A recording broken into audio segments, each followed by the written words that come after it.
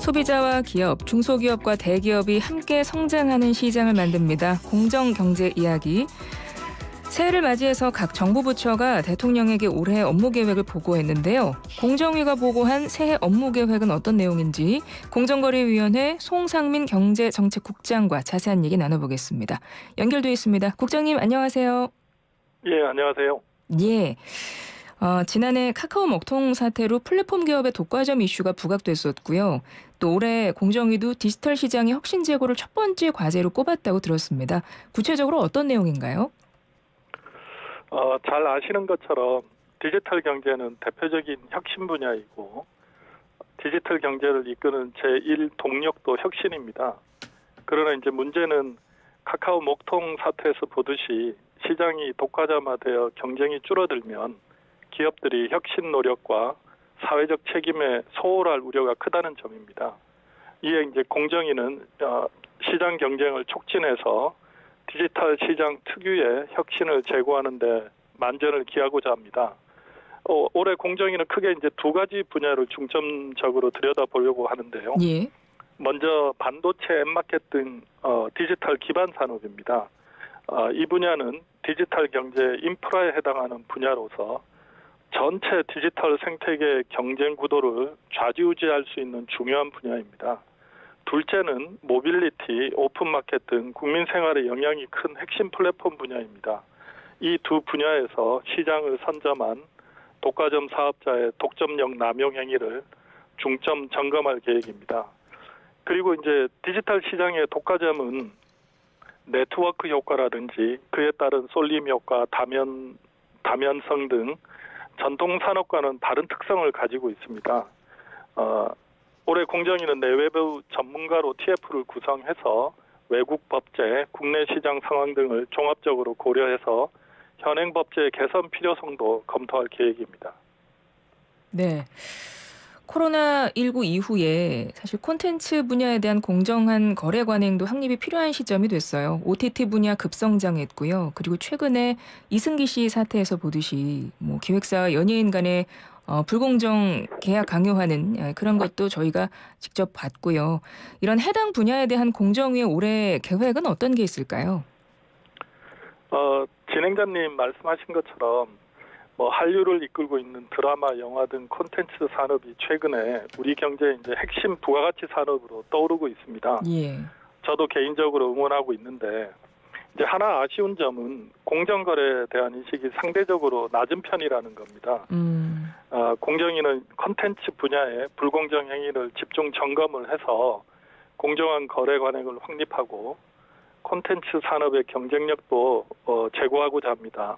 우선 OTT 분야에 대해서 실태 조사를 통해 거래 구조와 불공정 거래 관행을 점검하고 최근에 문제가 되었던 연예기획사하고 연예인 간 거래 관행에 대해서도 문체부와 협업을 해서 실태 조사를 실시하고 이를 토대로 표준 계약서 개정도 추진할 계획입니다.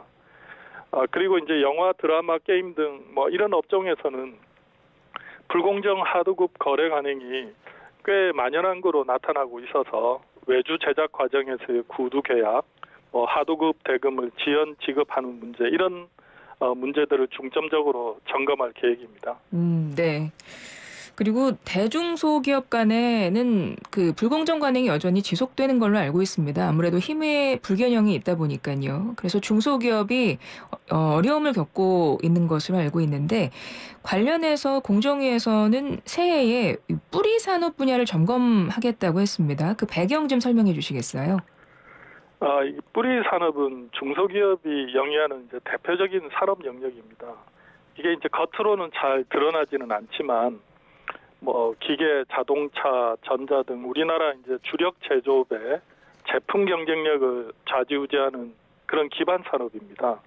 뿌리 산업에는 주조, 금형 등 6대 기반 공정 산업과 정밀 가공, 로봇, 센서 등 8대 차세대 공정 산업으로 구성되어 있습니다. 최근에 이제 환율이나 원자재 가격이 급등하면서 대기업이 하도급 업체인 뿌리 기업에게 손실을 일방적으로 전가하는 등 불공정 하도급 거래에 대한 우려가 커지고 있습니다. 이에 이제 공정위는 부당 대금 뭐 결정이라든지 뿌리 산업 분야에서 고질적으로 나타나는 불공정 하도급 간행을 집중 점검을 해서 중소기업 피해도 구제하고 우리 경제의 기초 체력도 튼튼히 하려고 합니다. 네, 그렇군요.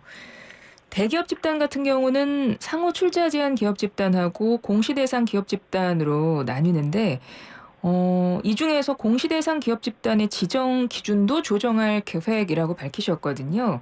그 배경하고 좀 내용 좀 설명해 주시죠. 이 부분은 좀 국민들 입장에서는 조금 어려운 내용일 수 있겠습니다. 뭐 2009년에 공정위가 기업 집단 현황 공시 제도를 도입을 했는데 그 이래로 공시 의무가 있는 기업 집단 지정 기준은 자산 총액 5조 원으로 이렇게 계속 유지되어 왔었습니다. 그간에 이제 경제 규모가 꽤 커졌는데 그 점을 고려를 하면 이 지금 현행 기준이 경제 여건을 제대로 반영하지 못하고 있는 측면이 있어서 그 조정을 추진하려는 겁니다. 공정위는 이제 그간의 정책 여건의 변화나 이 공시 집단 말고 상호 출자 제한 기업 집단이 있습니다. 요 네. 지정 기준하고의 정합성도 고려를 해서 지정 기준을 조정하려고 합니다. 현행 상호 출자 제한 기업 집단 지정 기준이 GDP와 연동하도록 되어 있는데 이렇게 하는 방안이나 아니면 아예 자산 기준 금액을 상향 조정하는 방안 등 현재 경제 상황에 적합한 지정 기준을 마련할 계획입니다. 네. 그리고 이제는 우리 소비자들이 좀 가장 관심 있을 만한 주제를 그럼 이야기를 해보죠.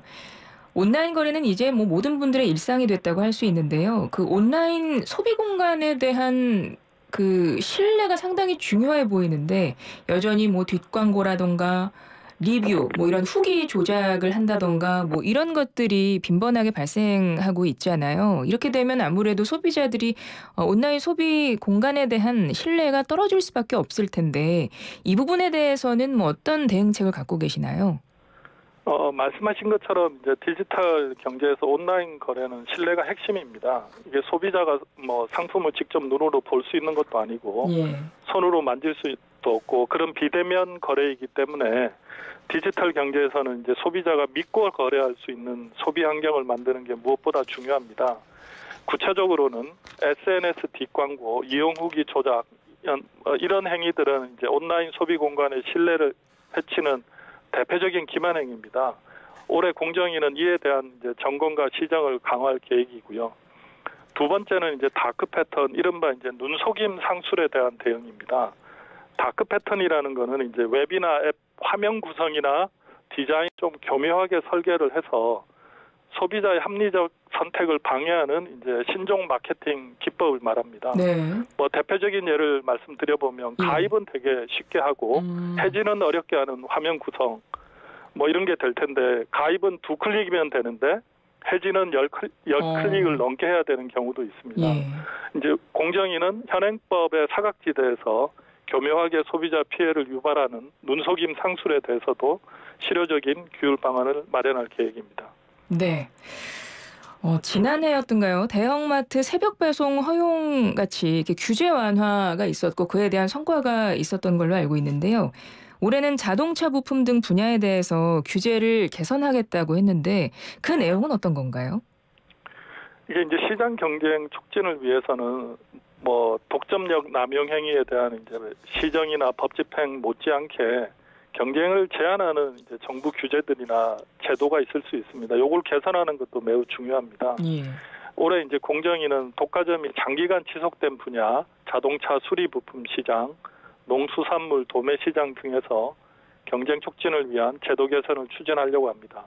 자동차 수리 부품 시장에서 독립 중소 부품사들이 인정 대체 부품을 만들어서 공급하고 있는데 이 공급을 좀 활성화하기 위한 제도 개선을 추진하고 농수산물 도매 시장 같은 경우에는 이제 기존 도매법인이 계속해서 지정되는 관행이 있습니다. 이 관행을 개선을 하기 위해서 재지정 요건이나 절차를 법령에 명확히 하고 강화할 계획입니다.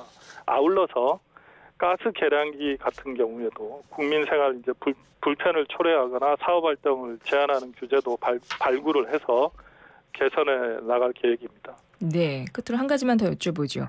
지난해 납품단가 연동제 법제화하기로 했고 또 당사자 간 합의 있는 경우에는 이런 연동 의무제 면제하는 등의 예외 조항도 두기로 하셨었는데 뭐 일각에서는 이 예외 조항 때문에 연동제가 유명무실화되는 거 아닌가 이런 우려도 있는 것 같거든요.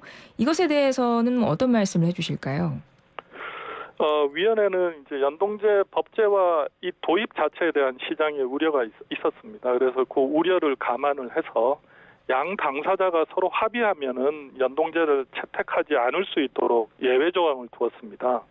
이거는 이제 원자재 가격이 늘 올라가는 거가 아니라 내려갈 수도 있는데 그렇게 원자재 가격이 내려가게 될 경우에는 이제 수급 사업자가 그 연동을 원하지 않을 수도 있는 겁니다. 예. 그래서 이제 예외 조항을 두었는데 이 예외 조항을 남용을 하거나 악용을 할 경우에는 말씀하신 것처럼 연동제가 무력화될 수 있다는 지적이 있습니다. 예. 그걸 저희가 잘 알고 있고 그래서 이걸 방지하기 위해서 연동 계약을 하지 않기로 서로 만약에 협의를 했다면 그 사유를 계약서에 반드시 명시하도록 하고 또 원사업자가 이제 지위가 높다 보니까 그 지위를 남용을 해서 강요나 회유 등의 방식으로 연동 의무를 회피하는 경우에는 저희가 이제 탈법행위 금지 규정을 적용을 해서 엄중히 제재해 나갈 계획입니다. 이런 장치를 통해 가지고 연동제의 순기능은 유지하면서도 부작용은 최소화할 수 있도록 할 계획입니다. 예, 잘 알겠습니다. 공정거래위원회의 새 업무 계획에 대해서 좀 들어봤는데요. 올해도 공정하고 자유로운 시장 경제 또 소비자 권익 제고 위해서 애써주시기를 부탁드릴게요. 국장님 고맙습니다. 예, 감사합니다. 송상민 경제정책국장이었습니다.